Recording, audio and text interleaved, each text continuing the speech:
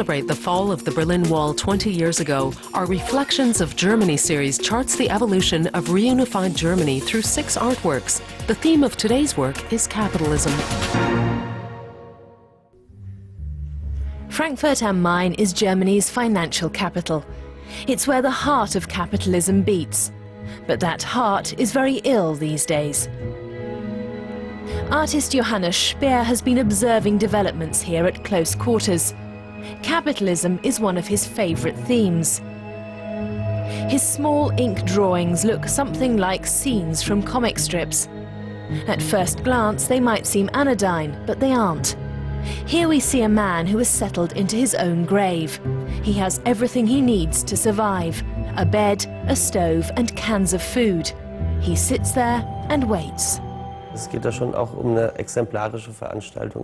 It's meant to be a parable about a certain mentality that prevails nowadays and that I wanted to depict. It takes the form of a fear of loss of economic privilege, a fear of the unknown and of what may come, and so on. What's the consequence of that? Digging yourself in and defending yourself, or digging yourself in and giving up, or digging yourself in and securing your identity. The picture is called Living Project Old Europe, Living in Humus. The man in the hole is looking at a picture on the wall, a portrait. It's probably of a politician. If this place is Old Europe, then it's been partitioned off and buried. Who exactly is sitting on that crate isn't clear. We only know that the man is terrified of the unknown and of the future. No one believes in capitalism's promise of salvation anymore, the free exercise of powers, letting the market regulate itself and all that. Not now, at any rate. What's definitely changed a lot in the past 10 years is this move toward economic thinking.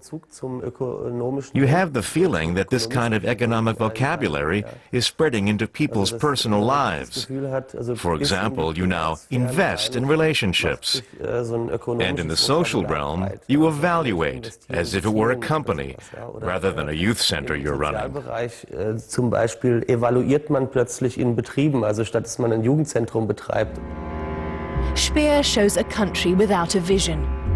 Capitalism has won, and yet is not victorious. There are no longer any goals. There is only the fear of losing what we have. In spite of globalization, people are retreating to the trenches. The bed is made. The suitcase stands ready along with the ladder. Where the man is being summoned to also remains unclear. Spehr's picture is not a comic strip. It's much more subtle. It doesn't answer any questions. Instead, it asks them. Rein ökonomisch betrachtet hast du bei einer Zeichnung Format hin, Format From a purely economic point of view, a drawing, no matter what size, uses a minimal amount of materials for maximal output of information. And for me, that's such a nice contrast to what you generally see on the art market, in advertising, and in all forms of culture surrounding us. Namely, a permanent inflation, a permanent occupation of more and more space. Flächen besetzen, ein permanentes Raum okkupieren oder so. The picture is the stage, and Spehr the stage designer. The man in the grave could be you, the viewer. If you look carefully, you might recognize yourself in his everyman face. And now comes the tantalizing question: what happens next?